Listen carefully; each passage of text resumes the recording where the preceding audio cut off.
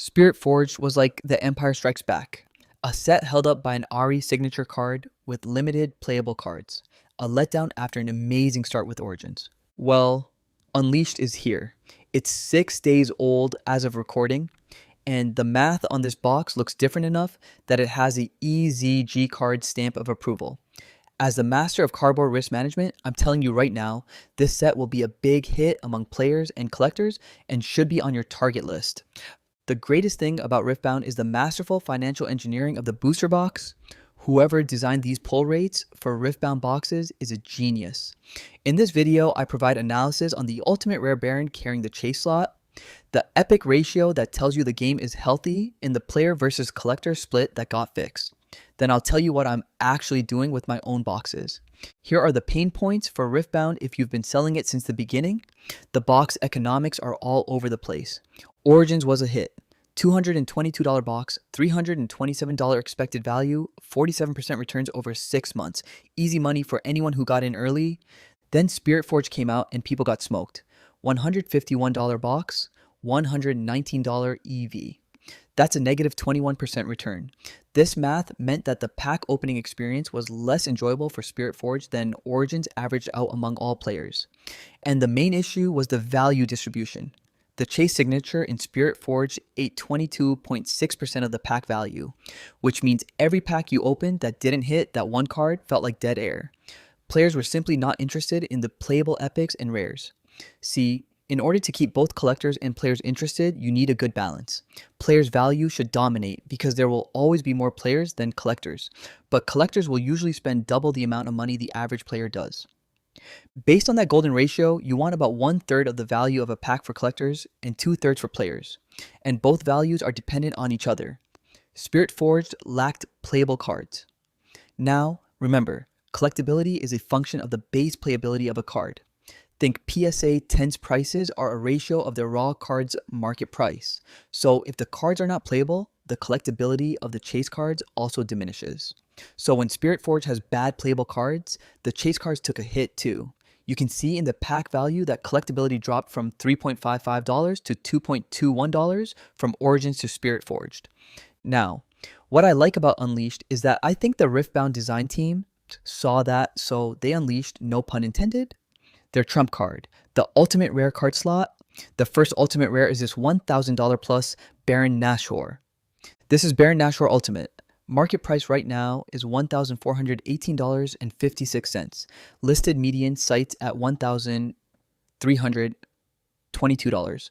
There are 33 in current quantity across 27 sellers. The Ultimate Baron alone contributes about 10.9% of every pack's expected value. Across a 24-pack box, that's roughly $24 of EV sitting in one card slot, but that value will be distributed to one very lucky individual. This is going to make the pack opening experience better than Honey Nut Cheerios. Now, Riftbound mentioned in the release that Ultimate Rares will not show up in every set. So why does that matter? This means for sets with weaker cards, the Riftbound design team can parachute in special chase cards that will enhance the pack opening experience. Now you can see Unleashed Collector's value increased from $2.21 in Spirit Forge to $3.10 in Unleashed. That impact is from Baron. The developers basically have a button to juice a set anytime they want. They didn't want 2 bad sets in a row, so now you have Baron. Now moving on to the playability.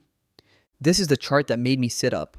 Look at the epic slice, that yellow band across all 3 sets. Origins. Epic was 27.6% of pack value. Spirit Forge Epic dropped to 19.3%. That's the canary. Unleashed Epic is 32.8%. Why does that matter? Epics are the player-facing rarity. They're the cards that show up in competitive decks. When epic value is 33% of a pack, it means people are actively brewing with this set, building decks with this set, and bidding the singles up because they need them to play. That's not collector money. That's player money. And player money is what makes a TCG sustainable for more than one set. Let me give you one concrete example. Moonfall, epic signature spell from Unleashed, Diana card. It's done 1,004 sales in 6 days. Average 11 sales per day. Market price still holding $24 even after that volume cleared.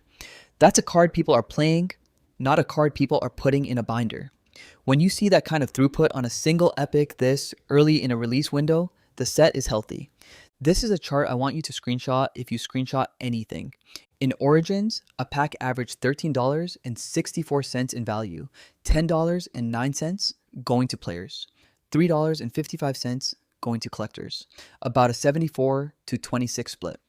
That worked because the dollars were big enough for both sides.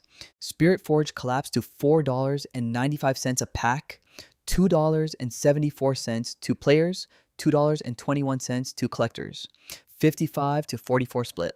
Looks balanced on paper, but the absolute dollars were so small that neither group was happy. Players got cheap commons. Collectors had to hit a needle in a haystack. Unleashed lands at $8.92 a pack, $5.82 to players, $3.10 to collectors, 64 to 36 split. The dollars are real on both sides. Players are getting roughly double what Spirit Forge gave them. Collectors are getting 40% more than Spirit Forge gave them. Both groups won. That's not an accident. Somebody at Riot ran the math after Spirit Forge and made deliberate choices on the print sheet for Unleashed to boost the playability and collectibility at the same time. Unleashed has a $217.70 EV against a $110 market box price. That's an insane gap as stores are dumping due to Spirit Forged's failure. However, they don't know what you now know. The cards in the box are valuable for both players and collectors. So what do you do with this? Right now is peak opportunity, singles demand is hot right now, and boxes are cheap. Whether it's short-term, box breaking, or long-term holds. At current market prices, this is the sweet spot with low downside, optionality in deciding to hold or break for singles, and potentially high upside. Bottom line, Spirit Forge was a weak set and Riot has responded with a juiced Unleashed as the answer.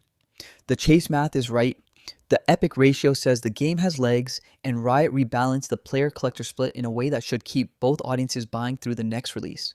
I'll be continually tracking Riftbound data. If you want more videos about turning cardboard rectangles into paper rectangles, hit subscribe and join the Patreon. If you want me to answer questions and talk about cardboard rectangles.